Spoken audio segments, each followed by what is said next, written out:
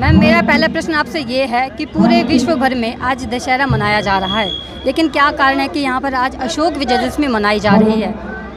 देखिए, ये अशोक विजयदशमी ही है, दशहरा नहीं है। अशोक सम्राट ने जब कलिंग का विजय प्राप्त किया था और कलिंग का युद्ध इतना खूंखार था कि सारी जनता, आदमी मर चुके थे लड़ाई में और दोनों तरफ से हार मानने को कोई तैयार नहीं था। तो अशोक के मन में बड़ा प्रश्न रहा। उनको लगा अब मैं क्या करूँ, तो तथागत भगवान बुद्ध का रास्ता था एक, तो उन्होंने बौद्ध के रास्ते में चलकर उन्होंने अपना विचार विमर्श रखा। तो उन्होंने मार्गदर्शन किया कि नहीं अशोक सम्राट, अगर आप शासन करना चाहते हो तो आपको हार मानने में ही आपका विजय होगा, क्योंकि दोनों तरफ अगर जनता नहीं रहेगी तो आप शासन किस पर करोगे।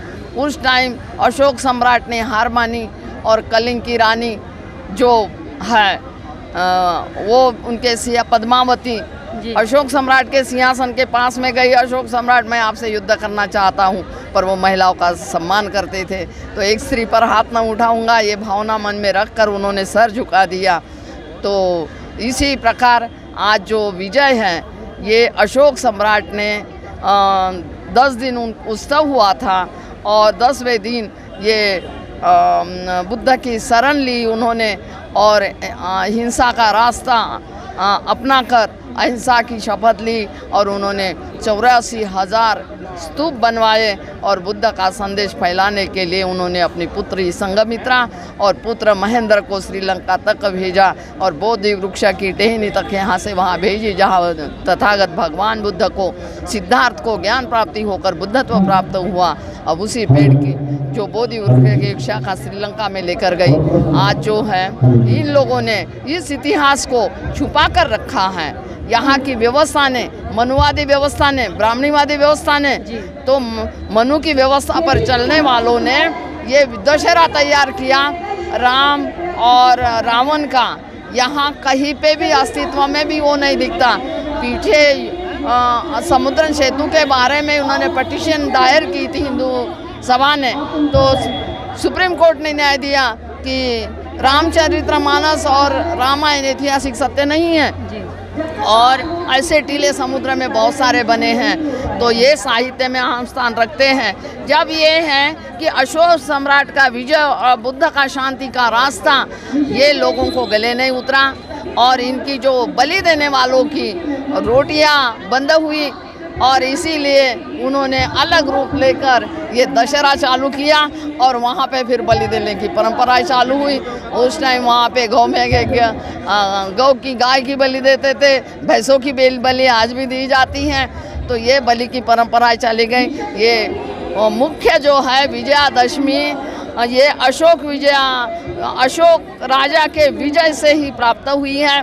कलिंग पर विजय हुआ और बुद्ध की शिक्षा का एक महत्वपूर्ण संदेश रहा। बुद्ध का संदेश उन्होंने अपनाकर अपने राज्य में, अपने राष्ट्र में चक्रवर्ती राजा थे और अपने राष्ट्र में सुख शांति से उन्होंने अमन और शांति पैदा की। तो यही बुद्ध का एक महत्वपूर्ण मार्ग था कि बुद्धम शरणं गच्छामि, धम्मम शरणं गच्छामि, संघम शरणं गच्छामि।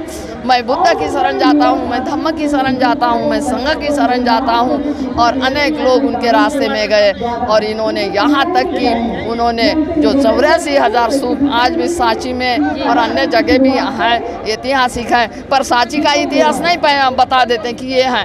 लगे तो उन्होंने ताजमहल की महिमा मंडित कर दिया जो मरे हुए कब्र पर पैदा किया है शाहजहाँ राजा ने पत्नी के प्यार में। पर जिन्होंने अशोक सम्राट ने इतना अच्छा स्तूप बनाया तो विश्व में बहुत कम लोगों को पता है। जो हमारे बुद्धिजीवी पैदा हुए, डॉक्टर बाबा साहब आम्बेडकर ने आज के ही दिन दीक्षा ली थी, क्योंकि मनुष्य बराबर नहीं। मैं हिंदू बनकर पैदा हुआ हूँ, पर हिंदू मेरे ये बस की बात नहीं थी।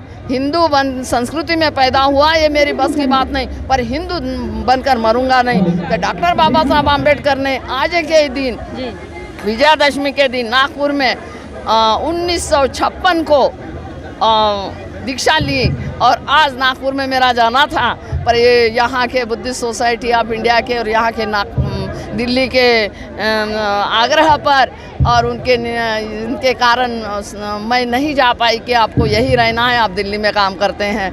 नहीं तो मैं हर साल नागपुर जाती, 2-3 साल कोविड के कारण नहीं गए। आज भी मन अपना मार कर मैं यहाँ अपने दिल्ली के प्रोग्राम में दीक्षा समारोह, विशाल दीक्षा समारोह होने जा रहा है और आप सब लोग मीडिया भी आया है।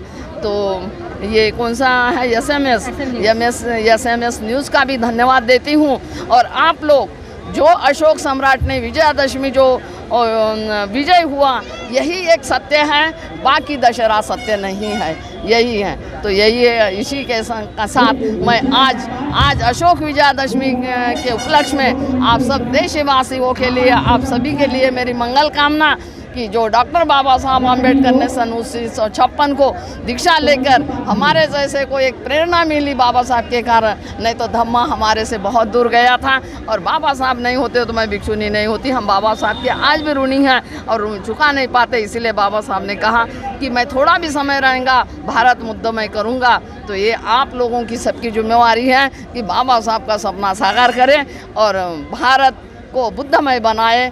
जय भीम, जय भारत, साधुवाद भवतु सब मंगलम, सबका मंगल हो और सब सुखी रहे। और आज जो विजयादशमी हर्षोल्लास से मनाए और आज जो आए वो अपने दीक्षा लेकर ज़रूर जाए और सील का पालन ज़रूर करें। साधु, जय भीम, जय भारत।